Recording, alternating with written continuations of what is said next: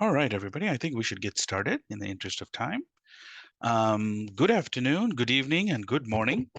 My name is Joe Lenkart. I'm part of the Slavic Reference Service, and I'm joined here by my other colleagues from the Slavic Reference Service, Olga Makarova and Catherine Ashcroft. And of course, our guest is also part of the Slavic Reference Service and the library here.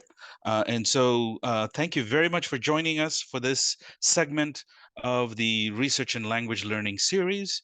And to this segment today, we're going to focus on Ukrainian language. And part of the series is to have scholars and both distinguished and early career scholars to discuss the role of language proficiency plays in their research, with some examples of from their own scholarly work, and so that's pretty much the goal, is to encourage everyone who is learning language to at least get some insights from scholars in the field, their peers. And this series is funded by the Title VIII Grant Program, which we're very grateful to bring everybody together, and it is entirely because of the funding and support we receive from the Title VIII Grant Program. And now I would like to introduce our guest for this segment, and this is somebody that that we really affectionately and as a colleague we would love to celebrate because of what Tabitha Cochran is doing, not only with her program, doctoral program, but also in the library. So here it goes. Tabitha Cochran is a PhD student in the Department of History here at the University of Illinois Urbana-Champaign. Her research interests include Ukraine, women's movements, childhood and child rearing, nationalism, 20th century, and global history. Tabbey has received an MLIS degree from the University of Illinois, MA in Russian, East European, Eurasian Studies, also from the University of Illinois in 2022, a BA in Russian Studies and International Studies from Macalester College in 2013. Tabbey has been a recipient of some fellowships and grants.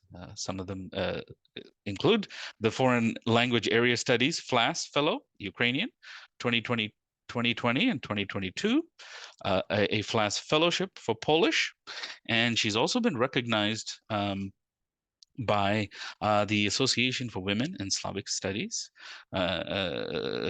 specifically for the Graduate Essay Prize in 2023. Her essay, Ukrainians to Their Very Soul, Discourses on Motherhood and Revolutionary Reproduction in Interwar Ukraine, 1932 to 1936. She's also a recipient of the Frederick S. Rodke Memorial Prize in Russian History from the History Department. And in addition to her busy doctoral career, she's also involved on the library side here. She's a project member of the Russian Books of the 18th Century. This is a digital collection. She's also an important member of the Doctoral Research Support Program, a service that really looks at specific needs of doctoral students here at the University of Illinois. So I am so delighted to welcome Tabbey. Tabbey.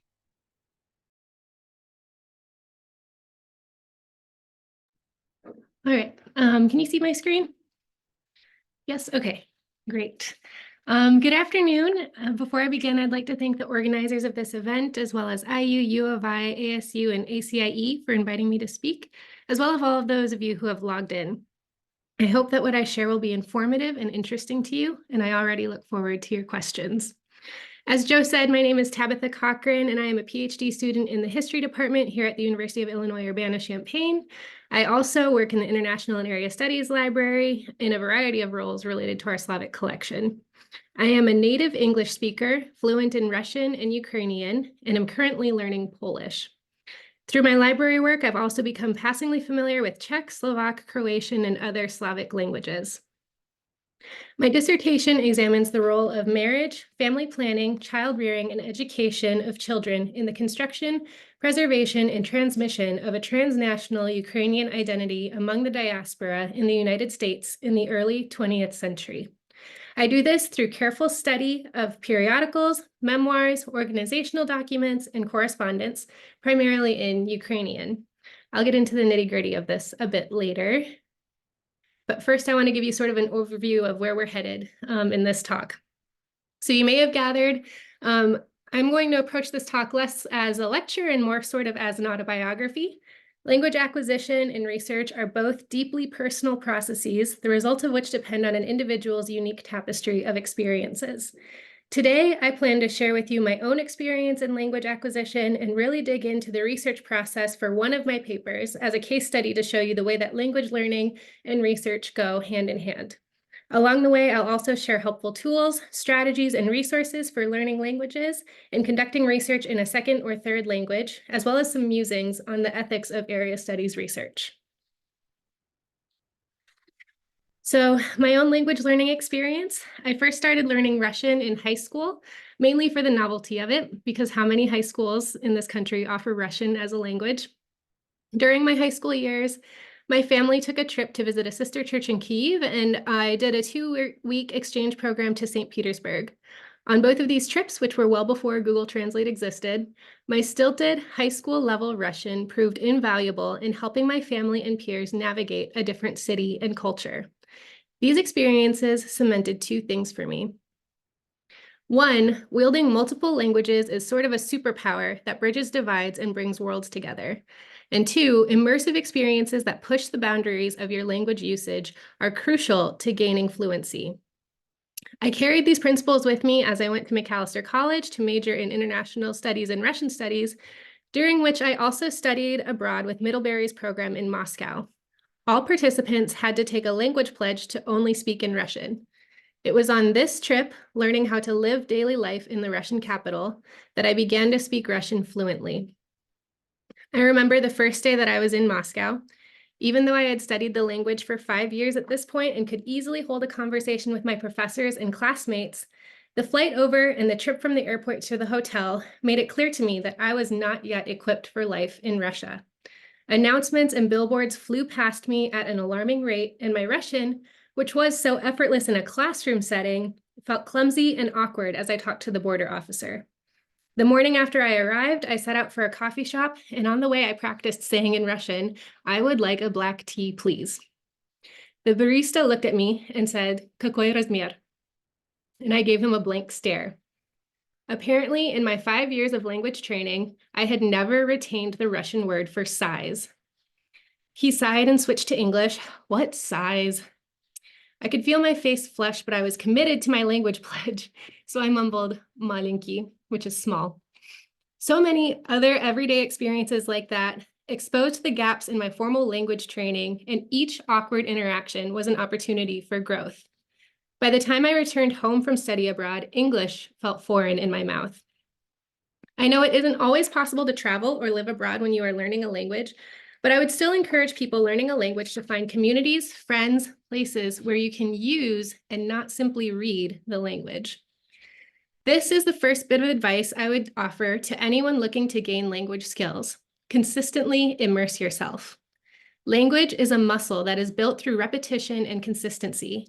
Using the language 15 minutes every day is better than 2 hours of concentrated study a week. And you do not have to travel to begin immersing yourself in the language, especially with today's technology. There are podcasts, TV shows, news outlets, and more that are easily accessible from the comfort of your own home. I personally regularly read the news and watch TV shows to keep my language consistent. Whenever I'm thinking about immersive language experiences or learning a new language, my first Russian teacher's advice echoes in my head. This is its own language. It is not just a direct translation of English. Refusing to see your target language as a translation of your native language empowers you to learn the language on its own terms. It also prepares you for conducting research in the field. Languages are not simply a collection of words and sounds. They convey an entire way of seeing the world. If you can learn a language without assuming English equivalency, you gain an ability to relate to your research subjects because you can understand their fundamental system of social interaction. Practically, for me, this meant refusing to speak or translate into English and drawing pictures on flashcards instead of writing the English word. Associating a picture with the foreign word, foreign to you, anyway, attaches the concept to it rather than the English equivalent, and that makes it easier to recall when you are building fluency. There were many situations in my language learning journey where I was not allowed or refused to speak English. Sometimes it was imposed, like in my Russian classes and on my study abroad program, but I also often chose to push myself and make my meager vocabulary work for me. When I lived in Ukraine, I desperately needed a mop for my apartment, but could not for the life of me remember the Russian word for mop, and I refused to use a translator when I was with friends. So I couldn't just pull out my phone, like based on my own personal principles, I couldn't just pull out my phone and get out a translator. But I knew a Russian word for broom, so I asked my friends where I could find a mokry vyenik, or a wet broom. They laughed and they told me what it was actually called, and I'm happy to report I did eventually get a broom, and the word for mop, or I did eventually get a mop, and the word for it is cemented into my brain. It's shvabra. It's kind of a silly story, but the ability to think creatively with the words you have stretches you to think through the meanings of words and helps you retain them through experience rather than rote memorization. Everyone's path to their research topic is different. For me, my knowledge of Russian and love for the language and people led me to work for a church in Odessa, Ukraine, which was predominantly Russian-speaking before the full-scale invasion. It was through my friendship with Ukrainians and conversations about their politics and history that I began to have questions about Ukrainian national identity, women's roles, and other topics that would later inform my research in grad school. These conversations were made possible because I knew their language and could understand their thoughts, joys, and worries in their own words with a richness that they would not have been able to convey in English. One of my great regrets is that I didn't learn Ukrainian while I was living there. Russian was the predominant language in Odessa, and I didn't have time for formal language training while I was working. But I knew I would need to learn Ukrainian in order to do any sort of meaningful research, so I applied for a Foreign Language Area Studies Fellowship, or FLAS, to learn Ukrainian when I started graduate school. Let me tell you, it takes a lot of intention to learn a language without any sort of formal instruction. On some terrible advice, my husband didn't take Russian the first 5 months we lived in Odessa because we were told he'd just absorb it. It was only after he began taking Russian classes that he could meaningfully string together words. Trying to learn a language without having someone guide you through the process of learning a vocabulary and grammatical structure is like doing a 1,000-piece puzzle without looking at the picture on the box. Technically, it's possible, but why would you want to put yourself through that? The FLAS Fellowship has been instrumental in my language development and consequently the development of my research. Through it, I've taken 2 years of Ukrainian and I'm in my first year of Polish. I progressed relatively quickly in learning these languages because of my knowledge of Russian and their shared Slavic roots. The grammatical structures are similar enough, so I focused my efforts on building vocabulary. This about brings us up to speed in my language learning journey. So I'm now going to discuss the specificities of conducting research about Ukraine and Ukrainians. It's difficult for me to tell you how my research has been affected by language learning because my research simply would not be possible without knowing Ukrainian, Russian, and Polish. I'm going to walk through the research process of one of my papers as a case study in the dialectic relationship between language learning and research. But before I do that, I'm going to give just a quick intro to Ukrainian history for some of our audience members who might not be familiar. So, Ukraine has been at the intersection of the Russian Habsburg and Ottoman empires for much of its history. As with many other nations, the boundaries of its territory and population have been variously defined throughout history. In the 19th and early 20th century, Ukrainians were primarily identified by their use of the Ukrainian language and their ethnicity. Because they did not have a nation-state attached to their community, ethno-linguistic markers defined the Ukrainian nation. The territory now thought of as Ukraine did not exist on world maps until 1954 or 1945, depending on who you ask. And within its boundaries lived not only ethnic Ukrainians, but also Russians, Poles, Germans, Romanians, Jews, and more.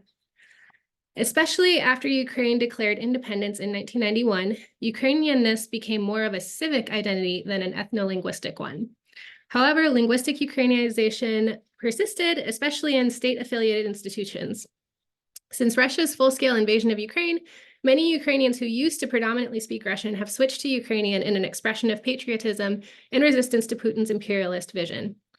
This is an interesting ethnicization of civic national identity that isn't the point of this talk, but I couldn't help but mention it because we're talking about language and Ukraine.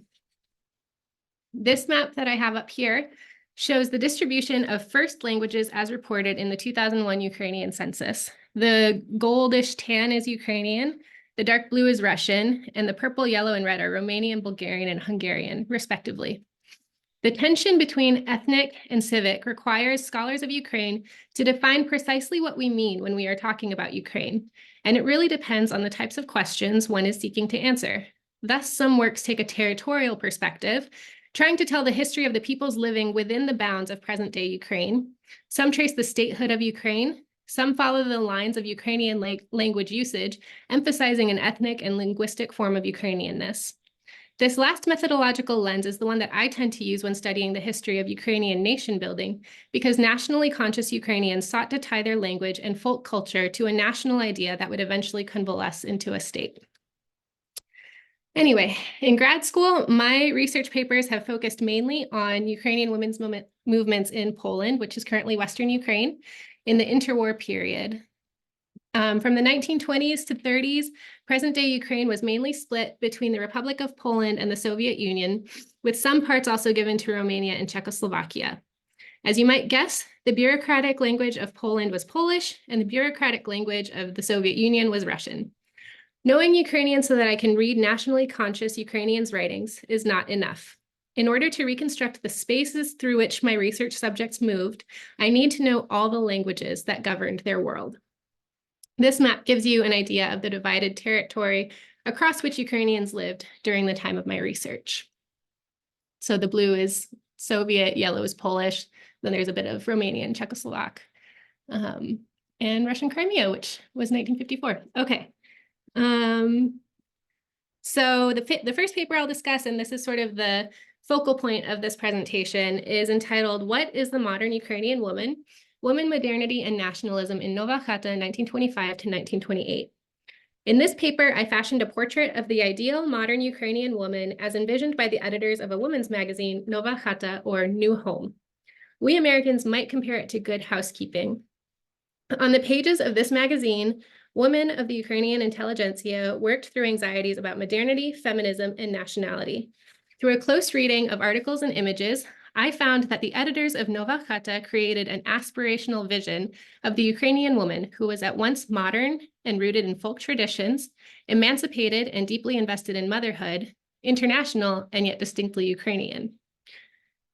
That's a pleasant summary of a paper that was somewhat arduous to research. I knew I wanted to research the role of women in constructing a Ukrainian national identity, and the interwar period was particularly interesting to me because of the flurry of nationalist activity after the Treaty of Versailles and the collapse of the Habsburg Empire. If I am remembering correctly, I landed on Nova Chata because I had read Marta Bohachevsky-Chomyak's Feminists Despite Themselves about Ukrainian women's organizations from the late 19th to early 20th centuries, and the magazine was briefly mentioned there. I thought attention to culture was lacking from Bohachevsky-Chomyak's work and chose Nova Chata because it was more of a lifestyle magazine than a magazine with an explicitly political or feminist agenda. Its full run was also conveniently held at the university library, and because I began this seminar paper at the height of the pandemic, I made the pragmatic decision to use research materials that were readily available to me. The arduous part of this research wasn't identifying the primary source, but rather reading it and finding a body of literature that would contextualize my research. I wrote this paper as I was in my first year of learning Ukrainian, and I wasn't quite sure what I was looking for at the beginning. So reading through each issue of the magazine was painstakingly slow. Because of my language limitations, my initial ambition to give a snapshot of the entire run of the magazine shrank to just the first few years of its publication. Despite that challenge, conducting research as I was learning the language helped me build my vocabulary faster. I also believe that doing this research while I was learning the language made me read articles more closely. Looking up words gave me the space and kind of forced me to dwell on the meanings of these sentences and really digest source material. When looking up unfamiliar words, I think the best place to start is an online translation dictionary that translates words, not phrases. Online translation dictionaries have a richer vocabulary than Google Translate and give you different usages so you can really learn the context of the word. However, if you're committed to this non-translation approach to language, like I tend to be, then looking up the word in just a plain linguistic dictionary is the best way to go. You can understand the word as it is defined by its speakers. I like to use slovnik.ua for Ukrainian, and it gives all the declensions or conjugations of the word so that I can know how to use it later. Google Translate is incredibly useful for day-to-day interactions because it relies on words that are commonly used in conversation or online.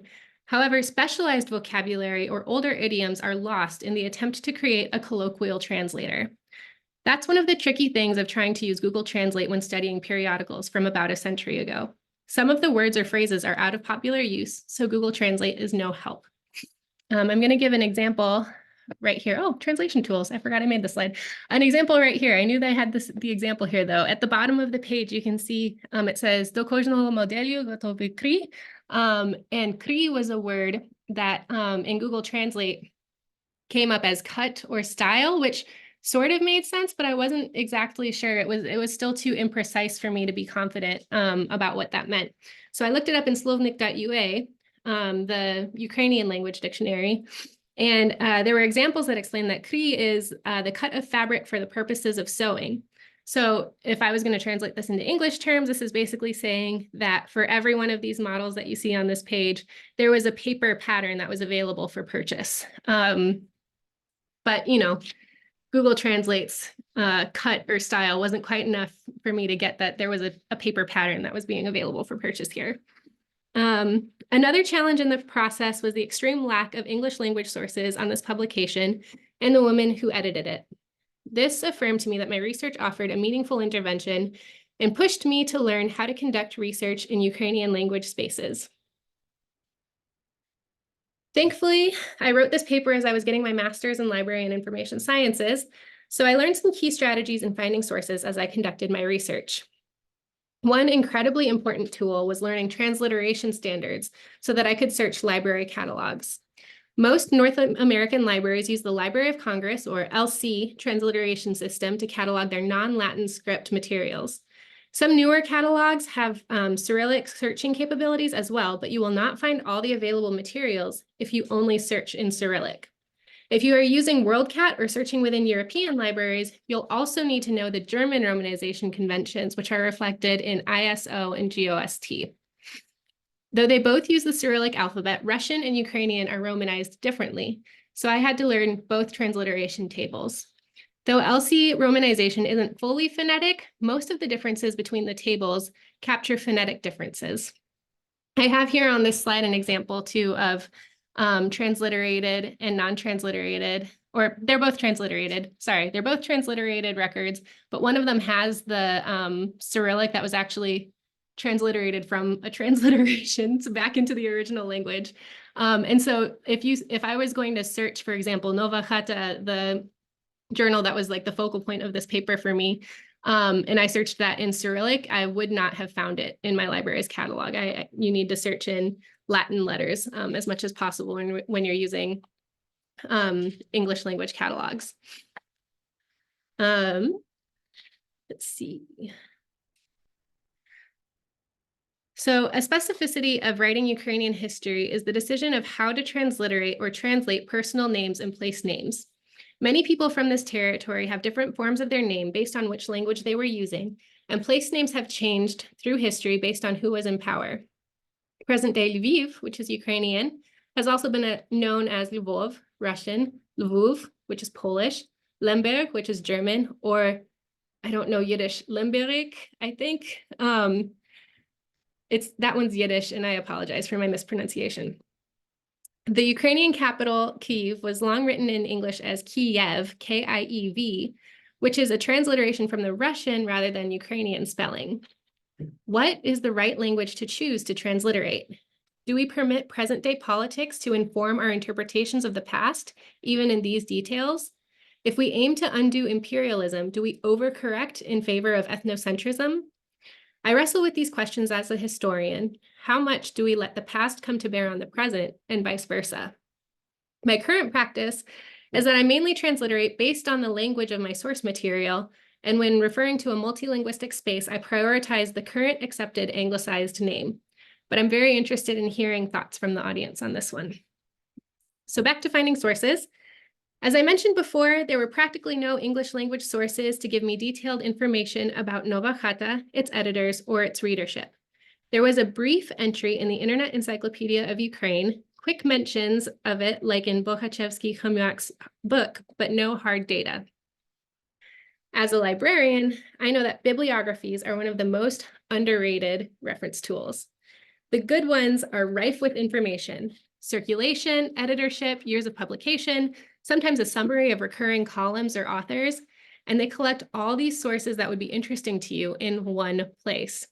There are so many good bibliographies in the region because of the Soviet bureaucratic impulse to classify everything and the post-Soviet impulse to preserve or reclaim national culture. Someone else did the hard work of identifying sources that we now get to go examine, so don't let their hard work go to waste. When I couldn't find much on my magazine of choice, I immediately began searching for bibliographies in our library's catalog. Since I knew the anatomy of a subject heading, I searched for those two subject headings that you see on the slide: Ukrainian periodicals bibliography and women Ukraine bibliography. Subject headings are incredibly useful when searching a library catalog, and another one of those underrated research tools that can reveal a wealth of sources. I'd be happy to talk about the anatomy of a subject heading later, maybe in the Q&A, but I thought that wasn't quite related to language. So searching these subject headings led me to those bibliographies that you see on the slide, all of which were in Ukrainian. So I had some basic data from those on Nova Chata, but still not enough to build out the world in which it was published. As you'll notice, all of those bibliographies were in Ukrainian. And so that was another situation where I kind of just had to muddle through as I was learning Ukrainian, figuring out, I learned what the word for print run is and all of those things as I was going through these bibliographies. I don't remember whether it was out of desperation or curiosity, but I also Googled the Nova Chata on the internet, and this opened up a wealth of Ukrainian language sources and scholarship. I actually just Googled Nova Chata again as I was preparing for this talk, and I'm so mad because there are so many more sources now than there were when I wrote this paper. So I guess I have to go back. Anyway, I came to find that there are many openly published, freely available Ukrainian scholarly journals, and that there have been massive digitization efforts to preserve Ukrainian language publications, heritage, and scholarship. I have I didn't make a list for this presentation, but I do have on my own web browser just like bookmarks and bookmarks of different sources. So you can definitely email me if you're interested in those, or I can talk about them in the Q&A too. And this is another reason language skills are so important, not only for access to primary sources, but also to the secondary sources and the scholarly conversation that's going on beyond the Anglo-American Academy. In my view, one of the biggest contributions of my research paper was bringing Ukrainian scholarship into the Anglo-American Academy. Ukrainian language scholarship was indispensable to my research into Ukrainian women's movements in the interwar Poland. As an example, Romana Dudka has written extensively about Nova Chata and its parent organization, Ukrainskie Narodne Mistectvo, Ukrainian folk art, and her work helped me have important context for my own research. It is important to approach our regions of study with humility. I understand that because I am not local or educated within the country, Ukrainian scholars have a much richer source base to work from than I ever will. They have generated so much historical research on sources that Anglo-American scholars have not yet examined. Part of my service as a scholar is making their work visible here and bridging these two academic worlds. And building bridges, you might remember, is one of my own personal motivations for language acquisition. This is not to say that I incorporate their work fully uncritically. As an external reader of Ukrainian scholarship, I try to find a balance between understanding and critical analysis. One example, some of the books that I used for this paper claimed to examine Western Ukraine in the interwar period, but at this time the territory was not Western Ukraine, it was Poland. Acknowledging it was Poland at the time rather than Western Ukraine pushes against the methodological nationalism of nationally funded and nationally motivated scholarship and enables us to see more clearly the contested interactions between peoples and states. I should emphasize that this is just an example. I am in no way saying that all Ukrainian scholars perpetuate that strong national bias. The better scholars that I've seen have focused on regional names such as Halychina or Galicia, which locals might have identified with more than a nation state anyway. Knowing Ukrainian does not only make it possible for me to engage in the research of scholars living in Ukraine, I also need it to participate with scholars producing English language research. Ukrainian studies in the Anglo-American Academy have been championed by ethnic Ukrainians since at least the 1950s, with prominent research centers finally founded at Harvard University and the University of Alberta in the 1970s. I don't have data on this, but anecdotally, it seems to me that the majority of scholars in Ukrainian studies have some sort of Ukrainian origins. They're either part of the ethnic Ukrainian diaspora or they're from Ukraine proper. Though there are more non-Ukrainians studying Ukraine now, I feel like non-Ukrainian scholars in this field are still somewhat of an anomaly. Understandably, Ukrainian studies conferences often have presentations in Ukrainian, so in order to participate fully, I need to know Ukrainian. Beyond the pragmatic reasons of conducting research and participating in the research community, I also simply believe that knowing the language and knowing it enough to use it, not only read it, is the only ethical way to do area studies. It staves off colonial extractive mindsets, and it keeps us from objectifying or dehumanizing our research subjects. While I think some level of objectivity is good in research, I also believe we cannot study humans without attempting to situate ourselves within their perspectives. One of my favorite quotes about language learning, which is often attributed to Charlemagne, states that to have another language is to have another soul. Knowing and using the languages of my research subjects helps me to understand their multifaceted worldview. With that in mind, it was when writing this paper that I became convinced that I would also need to learn Polish. It didn't make it into this paper, but at one point, kind of preparing for this paper, I found myself sifting through the Polish census of 1931, which was published in Polish and in French, to compare the population identifying as Ukrainian to the circulation numbers of a few different women's journals. There were also hints of Polish at the margins of this Ukrainian language magazine, like the statement at the top of the page that talks about the cost of postage, or later in later issues, statements saying like that they had governmental permission to print in Poland. And for the next paper I'm about to talk about, I also had to read like a Polish Senate report on the Sokol. Through these brushes with Polish, I knew that if I wanted to continue studying Ukrainian women's movements, I would need to know the language that they daily encountered on the streets of their city. So this paper, which was my first foray into conducting research in Ukrainian, sort of led me into this next paper. In this paper, I had seen themes of motherhood repeated across the pages of Nowa Chata, and I wondered whether this was unique to the magazine and its demographic, or if motherhood was viewed the same across other Ukrainian women's publications at the time. So this paper was entitled Ukrainians to Their Very Soul, Discourses on Motherhood and Revolutionary Reproduction in Interwar Ukraine from 1932 to 1936. In it, I examined how nationally conscious Ukrainians discussed the role of motherhood on the pages of Ukrainian periodicals, Svit Molody, which is World of Youth, Жіноча доля, which is Women's Destiny, both of which were published in Kolomyia or interwar Poland, and the Ukrainian Weekly and Ukraiński Голос, Ukrainian Voice, which were emigre publications from the United States and Canada.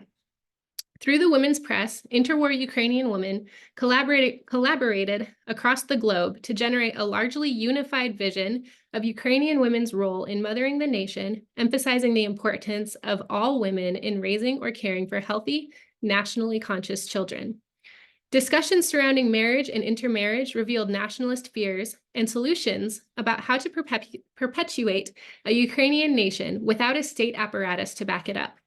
Motherhood in the interwar Ukrainian context was employed to protect reproductive futurity by producing and raising children who were Ukrainian to their very soul, which that's a pull quote from one of the articles that I reference in the paper. They would ensure Ukrainian homogamy and thus the future of Ukraine. I then tied this research to present-day Ukraine and the existential crisis posed by the war, showing that some of the interwar legacies of mother work and national reproduction echo through present discourse. I won't go as in-depth into my research process for this one as I did for the last paper, but I do want to highlight my use of Google Lens as I wrote this paper. So whereas I had narrowed the scope of my previous paper to cover just a couple years of one journal because of my burgeoning Ukrainian skills, I widened this paper to examine 4 different periodicals and one author's collected works. Though I had reached advanced fluency in Ukrainian by this point, my skimming ability still left something to be desired, and I needed to skim in order to get through all these issues and essays. I would flip through the pages, reading all the titles, and then take pictures of the articles that I thought would be relevant. My phone was equipped with Google Lens, which gave me the option to scan the image for text. And you can see here, there's like the original picture that I took, and then it gives me the option to sort of recognize text within it, and it recognizes Ukrainian, which is great. And I lost my place in my notes. Okay, this was useful for 2 reasons. The first is that it became very easy for me to pull block quotes without wasting time typing the entire thing out, because that's another thing that's sort of lacking in my language skills at this point, is I'm a very slow typer in Ukrainian. So I could just copy paste from the image directly and put it into a document, which was super helpful. And the other thing that was helpful about it is that after I scanned the image for text, Google Lens offered to translate it. I have a love-hate relationship with Google Translate, but it is an incredibly powerful translation tool, and this technique enabled me to skim an article quickly to see if it mentioned anything relevant or interesting to my topic. And you can see to the far right of the slide an example of how Google Lens looks when it's translating the text from an image. However, I still maintain that it is impossible to conduct responsible, careful analysis through Google Translate alone. One very simple, well-worn example is the issue of how to translate the English word nation. In Ukrainian, you might use nacja, narod, or possibly even держава or kraina. In Google Translate, it might translate any one of these 4 words to nation in English, but the connotations of each word are very different, appealing to a sense of civic belonging, nativity, statehood, or territory. That richness of understanding is erased by using a translator like Google Translate. For any articles that I determined were actually useful, I went back to fully digest them in the original Ukrainian. This strategy made it possible for me to review a greater breadth of materials, and I plan on employing it as I research for my dissertation too. So now that we're talking about my dissertation, which is something that's in the future, in lieu of a conclusion, I'm just going to go over some next steps in my own language learning journey and my research process. So in the coming months, I'll be embarking on dissertation research, which will mainly be in North America, as I assemble a corpus of organizational documents, periodicals, memoirs, oral histories, and correspondence to interrogate the roles of marriage, family planning, child rearing, and education in constructing a diasporic national identity. I anticipate using all 4 languages, English, Ukrainian, Russian, and Polish, as I engage with my subjects, their home country, and the communities they built. I am already separated from them by decades, but by knowing the languages they knew, I can bridge some of that divide and holistically interpret their experiences for a present-day audience. I'm also toying with the idea of learning German, just for the purpose of expanding the scope of researchers and the body of knowledge with which I can engage. I'm not sure when I'll fit that in, but I might audit a course when I'm doing my dissertation or something. I titled this talk, Reading Multilingual Spaces and People, because at the present, my research consists mainly of reading. I know this is ironic, since I just spoke about how ethical area studies means using the language and not simply reading it. I do use Ukrainian and Russian to speak with friends, but I would like to get to a place in my language abilities where I can write papers in these languages too, and thus fully participate in the international scholarly conversation. So then maybe in a few years, I'll give a talk on reading and writing multilingual spaces and people. I hope you come to that one as well, but in the meantime, I welcome any questions, feedback, and encourage you to reach out to me if you'd like to discuss any of this further. Thank you very much for your time and attention. Thank you very much, Tabby, for that wonderful presentation. I realized that all of this preparation during a busy time took up some of your, you know, dissertation research time. So thank you very much. Now the floor is open. If you feel comfortable, you can type in the question in the chat, or if you'd like to unmute and ask Tabby a question or share your perspective, feel free.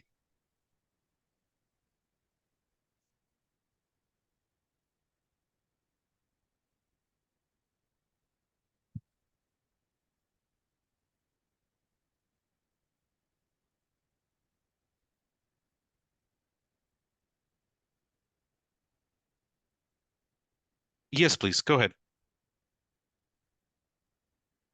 Hello. Yeah, so thank you for this. Um, so my name is Timothy Blauvelt. I'm the director for American Council's ACIE in the South Caucasus, and I've been involved in some of these earlier things on language study. And I myself, although my scholarly activity and reputation is associated more with Georgia, the Caucasus, I've for a long time really been interested in Ukraine. I teach a class here at our university on making of modern Ukraine. And I went to do a study abroad program in 2001 in Lviv on Ukrainian. And before the pandemic, before the war, I was going there quite often because we basically got shut down in Russia. So Kiev became a sort of center of operations. I was there quite frequently. And so a lot of the things that you speak about are things that are very reminiscent of my own experience too, and especially since my background was, first of all, from Russian, and which I've now been doing for 30 years, and then after about 10 years studying Ukrainian. And it is, I think one of the problems of Ukrainian has been sort of the issue of studying language in a multilingual culture and society, sort of similar to, say, going to Ireland to study Irish, or trying to learn Dutch in Holland, in places where there is a regular multilingual sort of situation. And for many years, that was my problem in especially conversational Ukrainian, because I was studying it and could read, but it often seemed to me, given how often, even in Lviv, but more so in Kiev and other places for the further east, obviously, the daily interactions would be so multilingual. You'd see on TV that it would be commonplace back then, at least, for any show with hosts or something like that, that one host would speak Russian, the other host would speak Ukrainian. And it'd be absolutely typical, even Lviv, for like a situation like people sitting around a table, for 4 people to be speaking Ukrainian and the 5th to be speaking in Russian. So the challenge was, it was sort of felt like to speak Ukrainian to people when my Russian was obviously better. It was sort of like speaking with Scottish people and trying to put on their accent to talk to them, which would be absolutely absurd, right? And it was really only after 2014 that I kind of got up the courage to try to actually use Ukrainian in a conversational way. And I think it's still kind of challenging. And I often interact here in Tbilisi. We do have some Ukrainians who have come after the war, and I can keep up. I think my Ukrainian is actually quite good, but I can keep up speaking in Ukrainian maybe for 5 minutes. And then they sort of switch back to Russian, because obviously I'm much better in that. So that has been an issue. Although I would say that one thing that's been really helpful is opportunities to speak. And one thing that began in Ukraine itself, in Kiev, was a concept called the Language Exchange Club. And this is based, at least then was based through Facebook. I'm not sure if it's moved to other platforms. But it started in Kiev and has expanded to a number of other cities, including here in Tbilisi. And we have here, the thing is, you can organize sort of language tables or dinners or something like that where you meet. So we did have quite regularly a Ukrainian table where we would just speak once a week. We would get together, in this case, usually for lunch, and speak Ukrainian. As you mentioned, I think there are a lot of really amazing resources that are helpful that certainly weren't there when I started this 20 years ago. Things like some of the apps or web pages, the Slovnik dictionary is really useful. There's also the podcast, the Ukrainian Lessons podcast, which I think is amazing. It's really, really good.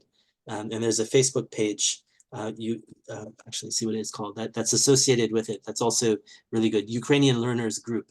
And there are people from different levels there, and often you get people asking stupid, obvious questions that they could just Google in 5 minutes and answer. But there's also some conversational clubs that are organized through that website, which I think have been really useful.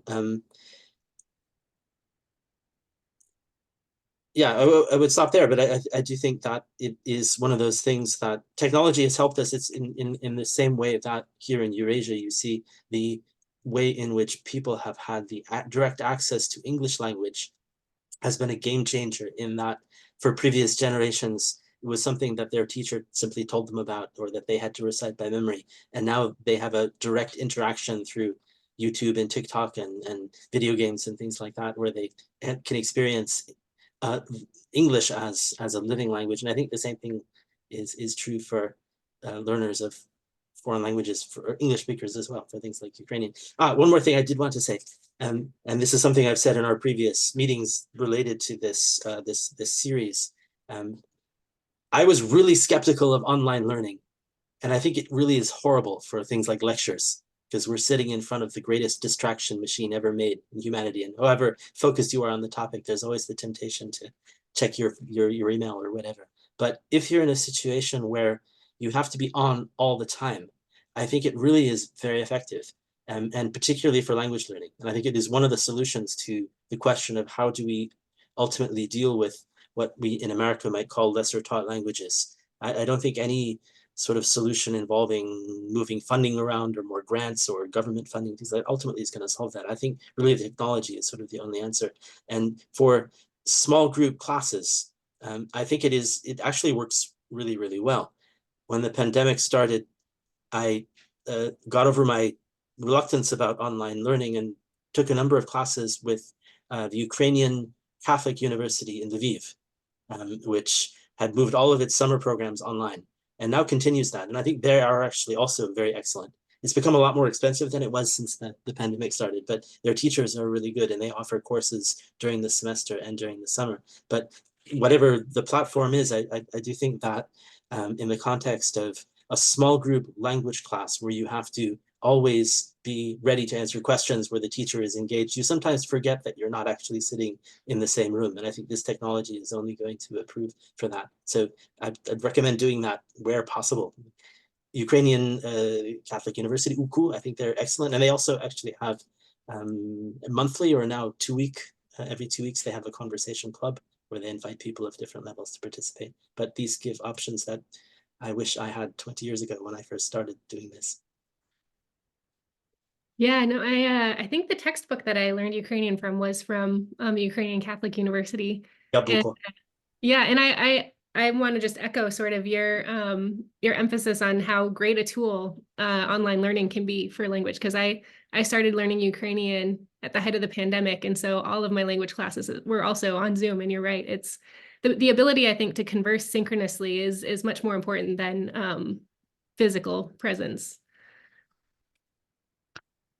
Thank you very much, Tabbey and Tim. Tabbey, we have a question in the chat from GW about your upcoming research. Very good question. Thank you very much for asking, GW. Yes, I see the question. Yep. So I plan to travel. Right now, I only have research trips planned for within the United States, because I'm going to focus first on gathering a corpus of materials from diasporic communities. So I'm going to be going to what is the name of it? The Immigration History and Research Center and Archive in University of Minnesota, because they've got quite a few. They've sort of collected documents from different Ukrainian organizations across the United States. And I'm also going to be going to Boston to look at some of Harvard's holdings for personal papers and stuff of Ukrainian nationally conscious, active people. I do hope to conduct interviews as well, but I'm first focusing on sort of my print universe before I go into interviews, because I want to make sure I'm asking smart questions. And women's suffrage is not so much part of my research, because women had the right to vote by the point that my research was. So The question of whether I'm going to be engaging with Polish communities is also a good one, because that is something that I'm trying to figure out as I'm identifying sort of who my research subjects are for this, because like I mentioned, you know, the in the 20s and 30s, part of Ukraine was Poland, and so the emigres who came here, some probably did identify as Polish, and so I'm still kind of figuring out how I want to shape the contours of these people that I'm studying, but I think that's a good question that I should continue to consider, is also maybe the interactions between Polish and Ukrainian diaspora and the overlaps as well.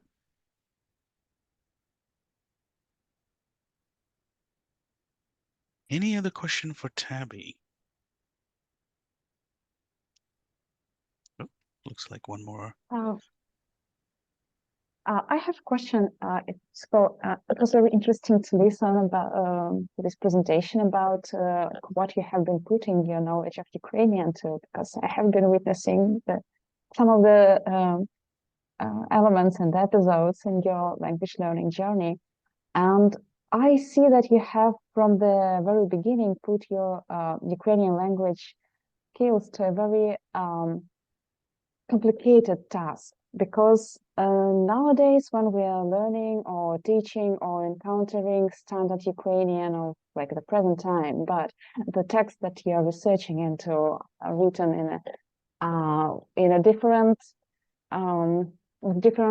spelling norms and in a dialect not all of which made its way into the standard Ukrainian that it is taught nowadays, right?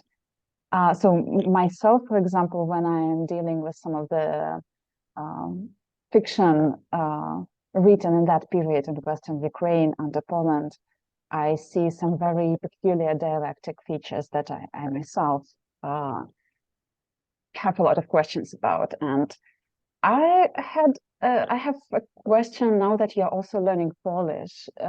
Do you have like do you have anything that was bothering or you were wondering about in that strange Western Ukrainian? Do you have any of those questions answered now by your encounter with your next foreign language? I love that question. And I think so. I think this is where being a second or having Ukrainian as my third language probably exposes the gaps in the things that I'm able to notice, because when I'm reading these older documents, I don't always pick up on things that aren't standard usage because it's just, to me, it's all new in some ways. And so I don't think I've had kind of questions come up like the ones that you've alluded to, and I would love to pick your brain about those some other time. But as far as like the experience of learning Polish and how that compares to then my experience of Ukrainian, it has been interesting because on the one hand, I think it's very important to like understand that each of these languages are their own language, but at the same time, the words that seemed strange to me in Ukrainian, like coming from knowing Russian and then going into Ukrainian, the words that seemed like, oh, this isn't the word that I would expect it to be. Now that I know Polish, it makes a little bit more sense. So yeah, it is interesting, I think, seeing the way that these languages have influenced each other and sort of the overlapping uses of words.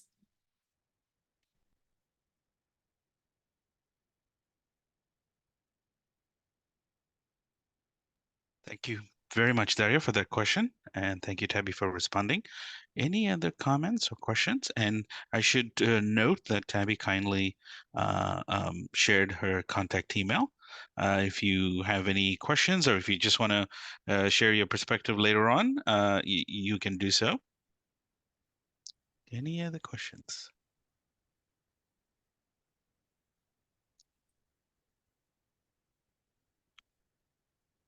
Well, in that case, we should really join together, and thanks, Tabbey, for this wonderful presentation and sharing your research, but also how you approach sources and some tips and suggestions about working with texts in Ukrainian and Polish and other languages. So thank you very much, Tabbey. We wish you all the best with your research trip. Thank you very much. Thanks all for coming. Thank you, everybody.